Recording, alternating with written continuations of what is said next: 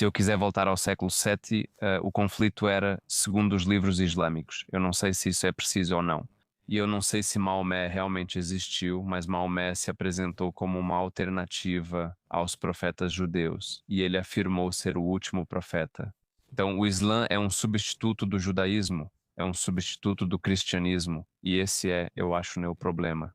Se o Islã reconhecesse o cristianismo e o judaísmo como duas religiões legítimas que ainda são válidas, então não teríamos um problema entre muçulmanos e judeus coexistirem na mesma terra. Mas, fundamentalmente, os muçulmanos acreditam, e isso de acordo com o Alcorão, com o Hadith, com a legislação islâmica, que antes de Maomé, o judaísmo e o cristianismo eram duas religiões legítimas.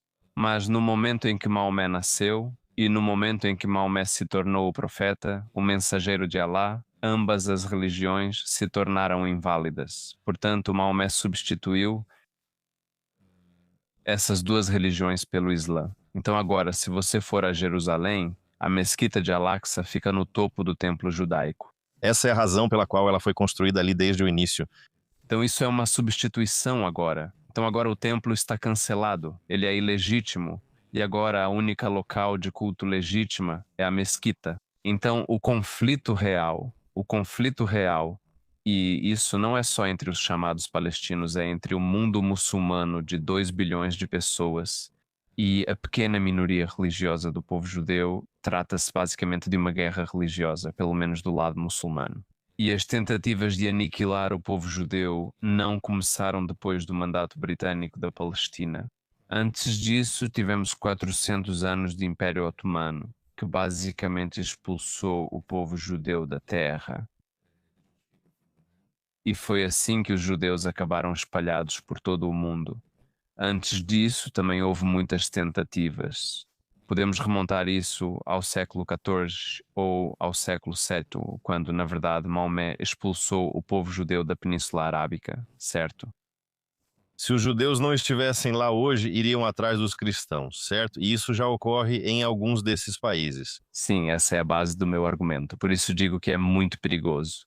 Porque se eu pessoalmente permitir que os muçulmanos em seu delírio aniquilem uma raça humana, isso significa que amanhã eles irão atrás dos cristãos. E depois que eles forem atrás dos cristãos, irão atrás dos hindus e depois dos budistas. Então é por isso que hoje eu digo que o mundo deve se unir não para lutar contra os muçulmanos.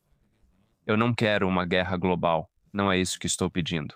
Mas quando os muçulmanos sentirem que o mundo está unido, finalmente, que o mundo está ciente da ambição islâmica de dominar e criar um Estado global, essa é uma ideologia nazista, muito mais perigosa do que a ideologia nazista, em nome do divino e pela autoridade do divino. Então, os muçulmanos nunca recuariam. Muitos ocidentais e até pessoas do Oriente acreditam na mentira de que esse conflito é sobre a chamada Palestina. E nós dizemos a eles: não, não é isso. E se validarmos isso, se justificarmos esse processo de limpeza étnica que começou há 1400 anos, se eles conseguirem fazer isso, você valida a violência contra toda a civilização, contra todo ser humano. E esse não é o caminho da vida, esse não é o caminho da existência. Todos nós somos filhos de Deus. E os muçulmanos precisam acordar de sua ilusão e aceitar que os judeus são filhos de Deus. Eles são filhos legítimos de Deus. Os cristãos também. Todo ser vivo é uma projeção da inteligência divina.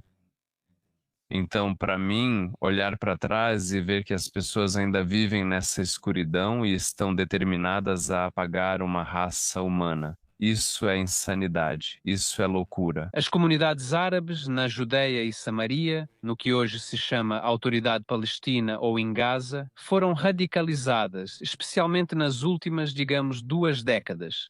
Muita doutrinação e muito ódio religioso contra os judeus. No Islã, o Deus do Islã, Alá, ele mesmo descreveu os judeus da pior maneira possível. Maomé fez o mesmo. E nos ensinamentos islâmicos, nas fontes islâmicas mais confiáveis, diz que o fim dos tempos não chegará até que os muçulmanos lutem contra os judeus e os eliminem. Cada um deles até que um judeu se esconda atrás de uma árvore e a árvore grite em voz alta: muçulmano, servo de Alá, há um judeu atrás de mim, venha e mate-o. Então, até mesmo a natureza conspiraria nesse cenário do fim dos tempos contra os judeus. Então, se esse é agora o ensinamento, e claro, era muito estranho ouvir essas coisas há cerca de 40 anos, as pessoas riam, e uma grande parte disso é o trabalho contínuo do Hamas e a violência do Hamas. E a propaganda odiosa, seja do Hamas, da Autoridade Palestina ou de qualquer outra facção palestina, propaganda odiosa contra Israel. Pegue como exemplo as falsas acusações de limpeza étnica, ocupação, genocídio.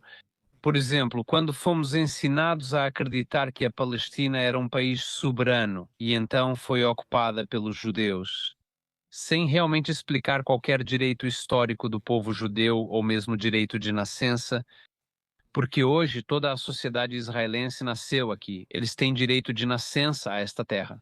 E agora somos obrigados a punir todo israelense, todo judeu, pelo crime de ter nascido nesta terra. É um absurdo, é insano e é totalmente justificado. Veja, por exemplo, os atentados suicidas. Sabe quando eu trabalhava duro dia e noite para capturar um homem-bomba antes que ele chegasse ao alvo? A grande maioria da sociedade palestina, ou da sociedade árabe em geral, estava comemorando os atentados suicidas. Quando você elogia o homem-bomba, quando recompensa a família dele, quando faz com que a família celebre dizendo que isso é um casamento, não um funeral, você segue promovendo essa ideia, e o atentado suicida, apesar de horrível, virou o novo normal. Isso se tornou algo elogiado e aplaudido pela grande maioria da sociedade. Bem, essa foi uma abordagem muito perigosa. E como você vê, hoje, depois de 36 anos promovendo agendas tão odiosas, violência, e justificando essa violência com desculpas esfarrapadas, como problemas que não ameaçam a existência, como a ocupação, por exemplo, qual é o resultado? Em uma sociedade sexualmente reprimida, em uma sociedade onde as pessoas realmente não sabem nada sobre o judaísmo, elas não têm permissão para estudar a história do sionismo. Eles não têm permissão para aceitar nenhuma narrativa judaica, negando todos os fatos, fatos históricos, negando, digamos, a Bíblia, negando a conexão judaica, a arqueologia, os artefatos, o templo judaico e se apegando a uma entidade colonial, a Palestina.